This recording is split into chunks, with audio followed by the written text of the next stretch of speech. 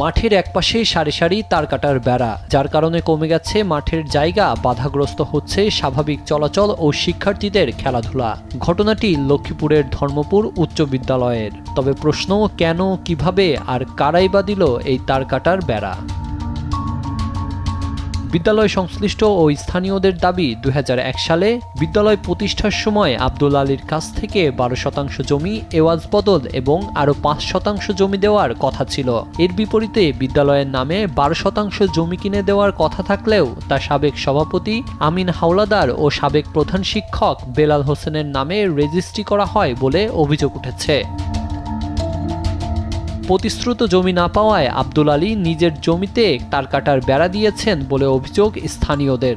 এতে মাঠ সংকুচিত হওয়ার পাশাপাশি আশঙ্কাও তৈরি হয়েছে শিক্ষার্থীদের আহত হওয়ার। এই জমিটা মনোরঞ্জন উকিল থেকে স্কুলের নামে কবলে নেওয়া হয় নাই বিদায় স্কুল আব্দুল আলী মিয়াকেও দিতে পারতেছে না, আব্দুল আলী মিয়ার কাছ থেকে 17 ডিসেম্বর স্কুল বুঝেও নিতে পারতেছে না। এই জমিটা তখনকার যে ম্যানেজিং কমিটির সভাপতি আমিনুল্লাহ আলাদার নামে 10 ডিসেম্বর কবলা হয়েছে, আর বেলাল হোসেন হেডমাস্টার স্কুলের সাবেক প্রধান শিক্ষক বেলাল স্যারের নামে 2 ডিসেম্বর কবলা হয়েছে। আমরা স্থানীয় প্রশাসন, ডিসি মহোদয়, ইউনো মহোদয় এবং এমপি মহোদয়ের হস্তক্ষেপ কামনা করতেছি। স্কুল মাঠটা যেন যে কোনোভাবে স্কুল মাঠটা উন্মুক্ত করে দেওয়ার ব্যবস্থা করা, কারণ এখানে স্কুলে পোলাপাইন খেলাধুলা করতে আসবে।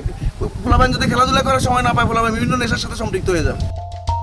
তবে এ বিষয়ে ক্যামেরার সামনে মন্তব্য করতে রাজি হননি বিদ্যালয়ের প্রধান শিক্ষক আবু নোমান। যোগাযোগ সম্ভব হয়নি অভিযুক্ত আব্দুল আলিমের সঙ্গেও। অনেকে জামা ছিঁড়ে যায় তার কাটার সাথে, এবং তারা পানি খেতেও পারে না, ঠিক মতো যেতে পারে না।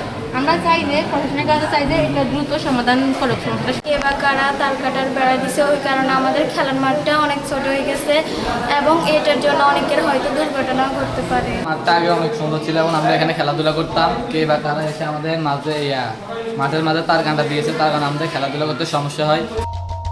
জমি নিয়ে বিরোধ থাকলেও শিক্ষার্থীদের খেলার মাঠ যেন সংকুচিত না হয় এবং দ্রুত বিরোধের নিষ্পত্তি করে মাঠটি নিরাপদ ও উন্মুক্ত করার দাবি স্থানীয়দের।